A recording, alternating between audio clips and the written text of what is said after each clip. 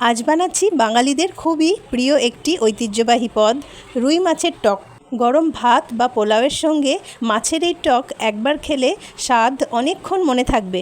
তাহলে চলুন খুব সহজেই দেখে নিই পুরো রেসিপিটি। প্রথমে আমি রুই মাছগুলোতে হালকা করে লবণ ও হলুদ মাখিয়ে সুন্দর করে ভেজে তুলে নিলাম। এদিকে একটি মিক্সার জারে পেঁয়াজের মসৃণ পেস্ট তৈরি করে নিয়েছি। এবার কড়াইয়ে সর্ষের তেল গরম করে তাতে দিয়ে দিচ্ছি পেঁয়াজের পেস্ট।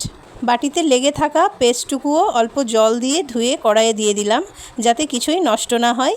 এবার পেঁয়াজের পেস্টটাকে ভালো করে নেড়ে তেলের সঙ্গে মিশিয়ে কষিয়ে নিচ্ছি। এবার আমি তেঁতুল ভেজাবো, এই জন্য 1.5 টেবিল চামচের মতো তেঁতুল নিয়েছি। এবার এতে অল্প জল দিয়ে ভালো করে তেঁতুলটা গুলে নিতে হবে। একটি ছাঁকনির সাহায্যে তেঁতুলের রস ছেঁকে নিচ্ছি, যাতে বীজ আর আঁশ আলাদা হয়ে যায়। চামচ দিয়ে চেপে সবটুকু তেঁতুলের টক বের করে নিচ্ছি।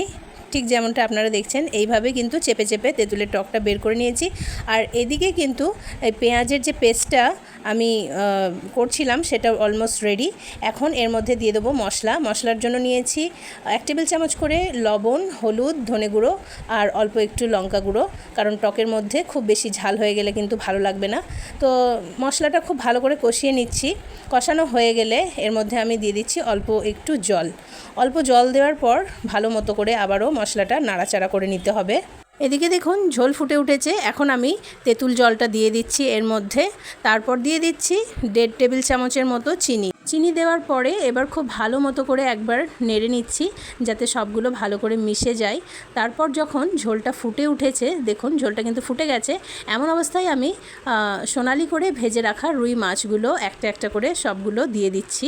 এবার একটু সুন্দর মতো করে সেট করে নিলাম। ব্যাস, একটু হালকা হাতে সেট করে নিয়ে ঢাকনা বন্ধ করে দিচ্ছি। ফিরে এলাম মিনিট 7 পর। এই যে দেখুন, সুস্বাদু রুই মাছের টক সার্ভ করার জন্য রেডি।